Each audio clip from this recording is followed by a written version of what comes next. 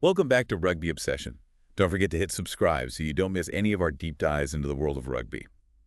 Today we're going to unpack France's win over Wales in their Six Nations opener.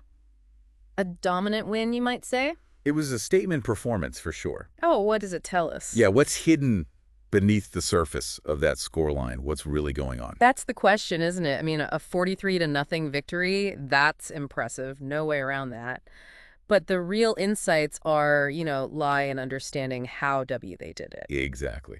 And I think a great place to start is Antoine Dupont. Oh, absolutely. 3 try assists in the first half alone. Yeah. His vision, his execution were just phenomenal. Truly special player. Have you ever seen a scrum half control a game like that? Well, I mean, most scrum halves kind of dictate the pace of the game, but Dupont, he does that, and he manipulates the defense at the same time. Right, he's doing both. Did you notice how he constantly scans the field? He's almost like a quarterback reading the coverage. Yeah, I noticed that. That's what makes him so dangerous, He's not just reacting, he's anticipating, he's always thinking a step ahead. It's like he's playing chess while everyone else is playing checkers. That's a great way to put it, yeah. And those cross-field kicks, oh my gosh, they were pinpoint accurate, surgically dissecting the Welsh defense.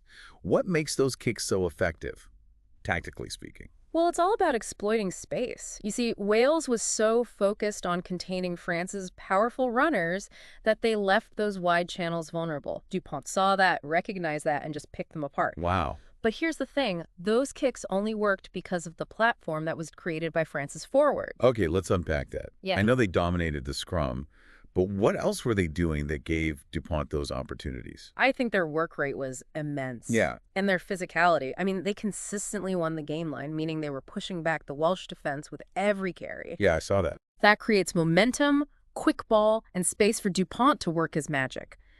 I mean, it was a textbook display of how forward dominance translates into backline opportunities. So it wasn't just Dupont's individual brilliance. It was the entire French system working in perfect harmony. Exactly. And that's what makes them such a threat. They have this incredible individual talent, but it's amplified by their collective strength and their tactical understanding. Wow. If you're enjoying this tactical breakdown, make sure you subscribe to Rugby Obsession for more. But let's shift gears for a moment and talk about Wales.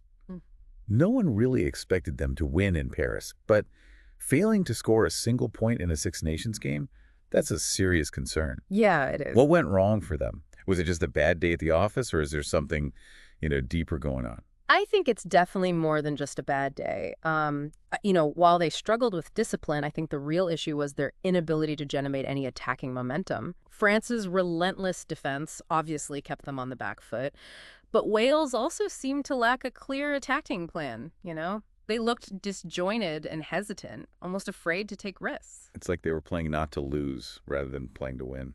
I think you're onto something there. When a team is constantly on the defensive, it can be hard to shift gears and play with freedom and confidence. It's like that feeling of being trapped in a corner. No matter which way you turn, there's pressure coming at you. Precisely. And that's where Wales needs to find a solution. They need to rediscover their attacking identity, their ability to create and exploit opportunities. Otherwise, this could turn into a real crisis of confidence. Yeah, and that's where the psychological aspect comes into play. When you're constantly on the defensive, it's hard to maintain belief. Yeah. It's a cycle that's tough to break out of. Especially against a team as physically dominant as France. Oh, for sure. I mean, their forwards were just relentless, weren't they? Absolutely. It wasn't just the set pieces either. Yeah. Every carry, every run. I mean, they were just feeding for every inch of the field. Yeah. And that kind of relentless pressure, it just wears the team down. It's almost like they were playing two different games. France was imposing their will, their style. Yeah. While Wales was simply reacting, just trying to survive. I think that's a great observation, and I think that difference in mentality was evident in the post-match comments. Warren Gatland, he admitted that Wales kind of overplayed their hand at times, trying to force things that weren't there. Yeah. While Jack Morgan, acknowledged their discipline issues and how France capitalized on every mistake. Speaking of Morgan, he's remained pretty optimistic about Wales's chances against Italy. Yeah. He even called for a significant win. Right. Do you think that's realistic, given what we saw in this last match? It's a tough one to call. Italy has been improving steadily. They have. And they'll be full of confidence after that narrow loss to Scotland. Right. But for Wales, I think this match is less about the opponent and more about themselves. They need to rediscover their attacking spark. Yeah. Their ability to control the tempo and put points on the board. It's almost as if they need a confidence reset. Yeah. A reminder of what they're actually capable of. Exactly. And that's where the coaching staff comes in. They need to instill belief, help the players find that spark, and most importantly, give them a clear and effective game plan. So looking ahead, both teams have some big questions to answer. Yeah.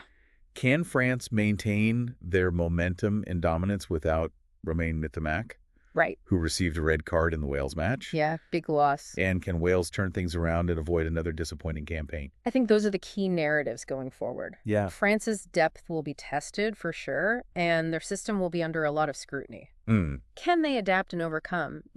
As for Wales, it's about rediscovering their identity, their confidence, their ability to compete at the highest level. It's what makes the Six Nations so compelling, right? It is. The unpredictability, the rivalries, the highs and lows of a long and grueling tournament. For sure. If you're loving this deep dive into the Six Nations, be sure to subscribe to Rugby Obsession so you don't miss our next episode. We'll be back with more analysis, more insights, and maybe even a few bold predictions. Ooh, I like it. But for now, I want to leave you with this thought. Okay. This tournament is often decided by which teams learn and adapt the fastest. Who can adjust to injuries, to setbacks, and the, ever-changing dynamics of the competition. Yep. That's the question we'll be exploring as the Six Nations unfolds. And that's why we're here on Rugby Obsession. Right. To dissect those nuances, uncover those hidden storylines, and share them with you. Yeah, it's fascinating how a single match can reveal so much about a team, isn't it? France's dominance, that was a statement. But Wales's struggles, they were equally telling. Yeah, it's true.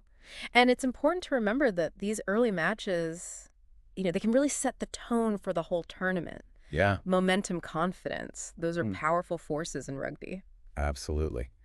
And speaking of momentum, France is now facing a pretty significant challenge. Oh, yeah.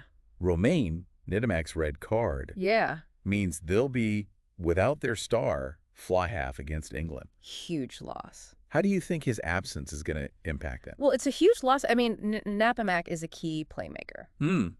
He's a creative force who really orchestrates their attack. Yeah. His absence is going to force them to adapt, to rely on other players to step up. Yeah. It'll be interesting to see how they adjust their game plan, who they bring in to fill that void. It's a true test of their depth and their system. For sure. Can they maintain that same level of fluidity and dominance without Ntamack pulling the strings? It's a big question. It's a question that'll be on everyone's mind going into that England match. Yeah. And for Wales, the Italy match is equally crucial. Absolutely. But for different reasons. Yes. It's not just about getting a win. It's bigger than that. It's about rediscovering their identity. Exact. Can they regain their confidence, their attacking flair, and prove that they're still a force to be reckoned with? That's the challenge. It's a must-win for them, not just in terms of, the standings, right, but in terms of their own belief. If they could pull off a convincing performance, it could be the turning point they so desperately need. And that's what makes the Six Nations so captivating, right? It is. The drama, the unpredictability, the potential for redemption. Yeah. Every match has the power to shift the narrative. Totally. To change the course of the tournament. Exactly. And that's why we love it. The passion, the intensity, the sheer will to win. It's unique.